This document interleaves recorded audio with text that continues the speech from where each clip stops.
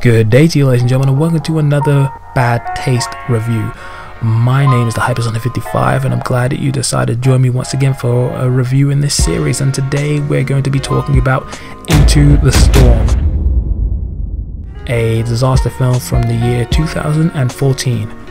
Now, this is a film I've actually been meaning to see for a while now, just because I was curious to see how it turned out.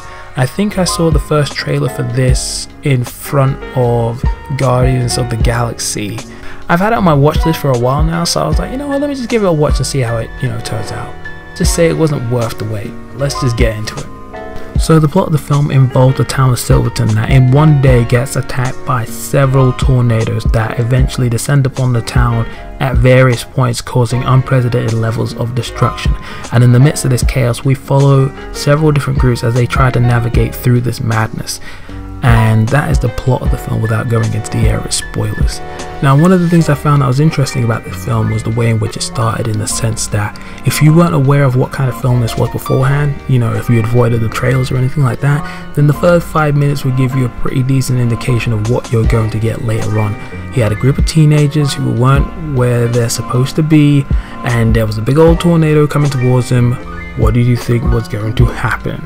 Pretty much in those opening 5 or so minutes you get a rough idea of how everything's going to play out, and from there the film decides to present the next few main characters in an interesting way.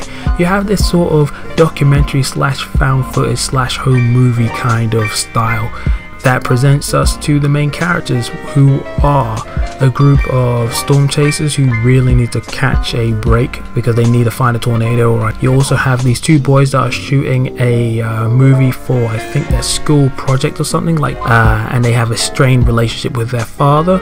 And there's these two idiots who are trying to make a really big viral video so that they can go big on YouTube or something. See these different groups at various stages before and during the incident. At first you're curious just to see how their different worlds will coincide, but as the disaster happens it sort of draws them all in together, and then we see them at various stages as all these groups sort of come together and then have to sort of rely on each other or team up with each other to go about and survive this crazy disaster of a situation.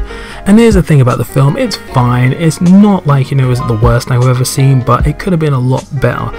Because here's the thing, it takes itself a little too seriously, and not to say that you can't take disaster films seriously, but I feel like with this kind of situation it would have been a little bit more fun if there was a better balance between being a little bit more self-aware and having a little bit more humor than just going for just straight seriousness. Also, I feel like the plot was very predictable, and that's not to say that a predictable plot can't be fun. It's just that everything, for the most part, maybe 90 to 95%, played out exactly how I expected it to. There were a few swerves here and there which I did enjoy, but overall it wasn't as good as it could have been.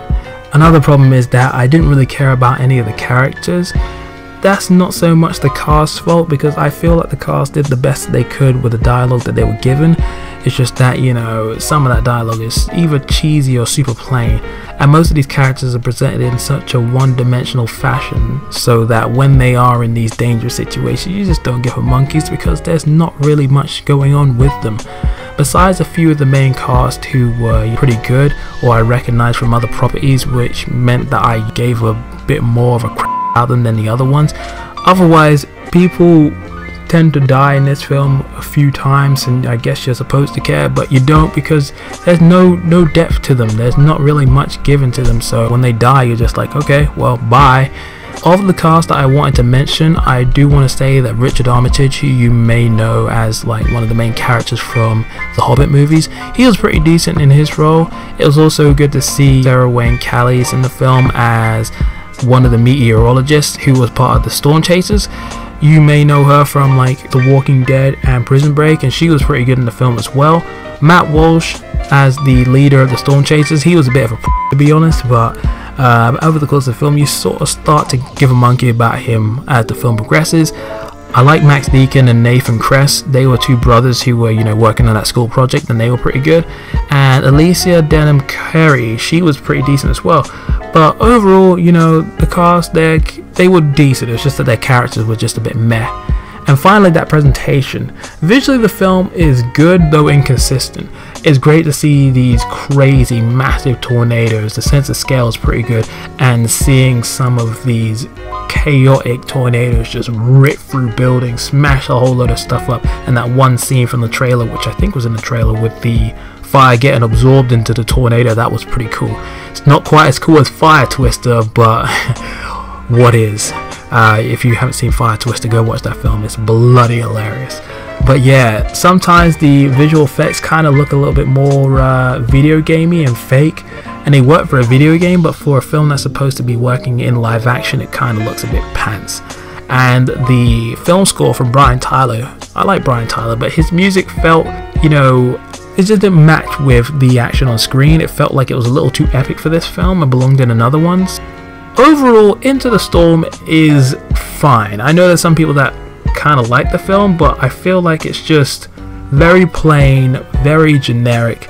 There's just not enough to it for you to care about what's going on, and I was pretty much like just not even emotionally engaged. The only time I was ever engaged was when some of these characters were in situations where I sort of projected myself into the film and was just like, nope, no thanks. But yeah, it's a bad taste. It's bad. It's a bad film. Don't waste your time. That is me done. Thank you for listening, and until the next time, I will catch you later.